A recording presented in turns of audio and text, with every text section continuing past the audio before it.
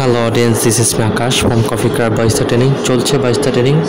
আজকে আমাদের সাথে আছে আমাদের সাগর ভাই।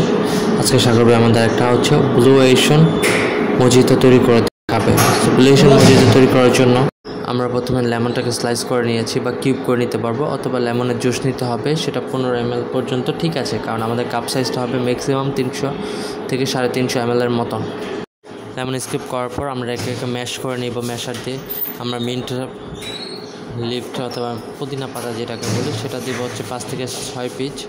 এটাকে সুন্দর করে ম্যাশ করে নিতে হবে এবং ফ্লেভার বের করার পর আমরা হচ্ছে আইস দিয়ে দিব। এটার উপর আইসটা পরিপূর্ণভাবে দিতে হবে, যাতে আপনার টেকওয়ে গ্লাস অথবা যে গ্লাসে সার্ভ করবেন সেটা পর্যন্ত ফুল অফ আইস দিতে হবে। এখন আমরা হচ্ছে ব্লু এশন ফ্লেভারটা দিয়ে দিচ্ছি।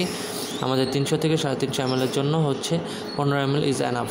সো আমরা 15 ml হচ্ছে ব্লু এশন অ্যাড করে দিলাম ফ্লেভারটা।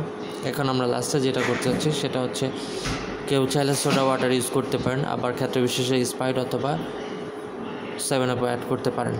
তবে আপনারা যদি এখানে সোডা ওয়াটার ইউজ করেন সেক্ষেত্রে অবশ্যই সুগার সিরাপ অ্যাড করতে হবে। স্প্রাইট অথবা 7up অ্যাড করলে আপনাদের হচ্ছে সুগার অ্যাড করতে হচ্ছে না এক্সট্রা। এখন আমরা কাপটাকে ফুলফিল করে নেব।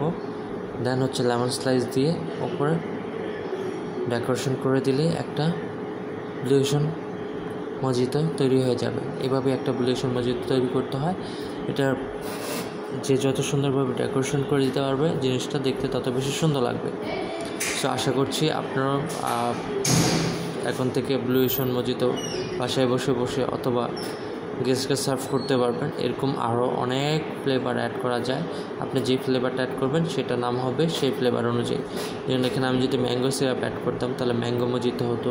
আমি যদি অরেঞ্জ ফ্লেভার অ্যাড করতাম অরেঞ্জ মজিতো হতো। থ্যাংক ইউ সবাইকে। এখন থেকে আপনিও চাইলে একটা ব্লু এশন মজিতো তৈরি করতে পারবেন। আমরা আপনাদের হেল্পের জন্য নেক্সট ডে অন্য কোনো এক ফ্লেভারের মজিতো নিয়ে আসবো।